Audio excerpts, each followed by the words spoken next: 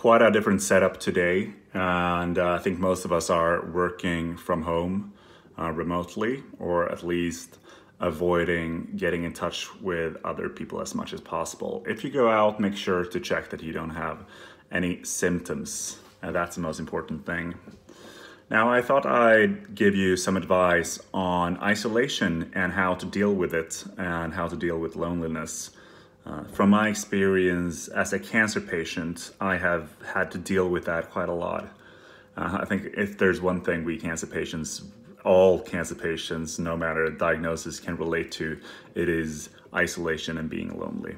And it's so kind of scary how that depressive element of loneliness just creeps onto you without you realizing it. It doesn't happen overnight. It's a subtle deterioration over time where you go from being relatively happy, all by going through cancer, into all of a sudden feeling depressed.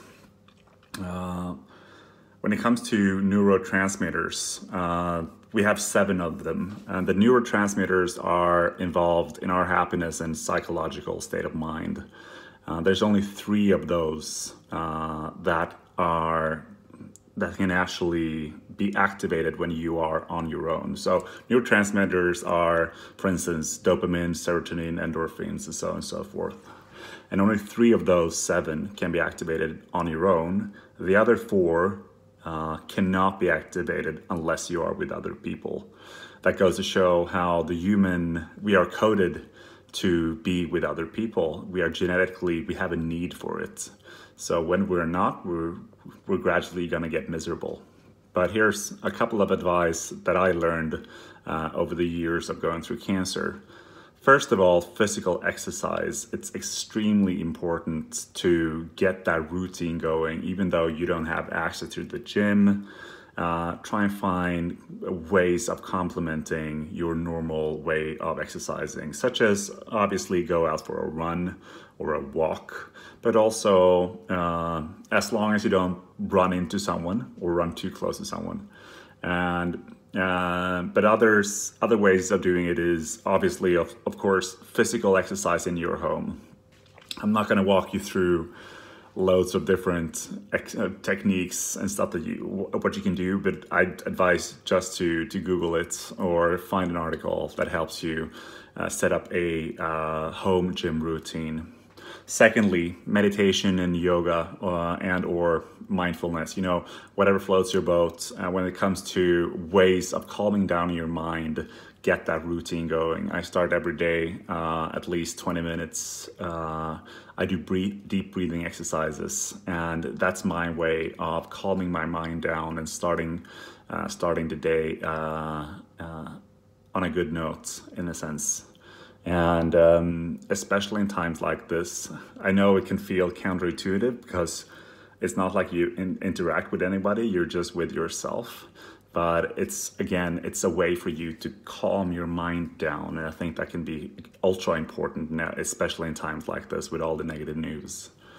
Thirdly, and this is something I learned from a colleague when we at War on Cancer discussed ways of dealing and working remotely. And she said, try and, even though we're all working from home, try and make an effort when it comes to get a shower and get dressed as if you were going to work, and find a place in your home. I know it's not possible for everybody, but if you have a place with a proper desk and somewhere to sit down, work from there rather than pick up the laptop in your bed and just start working, because then you're gonna have a really hard time to separate work from not work.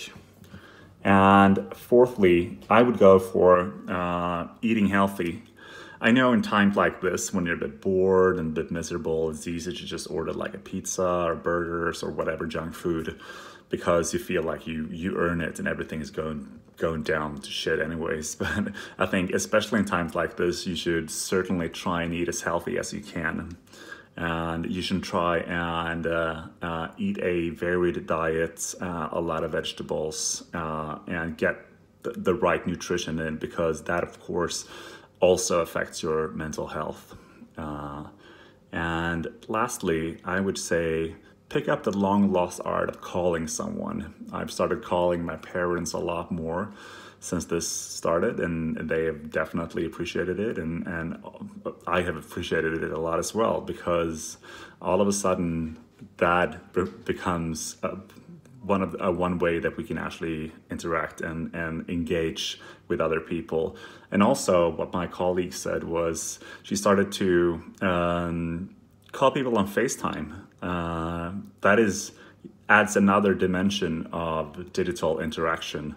So start calling people, call your mother, and stay safe. Hopefully this will be over soon, and hopefully we've also learned to appreciate not only life more afterwards, but the fact that we are all together in this on this planet. Thank you. Bye.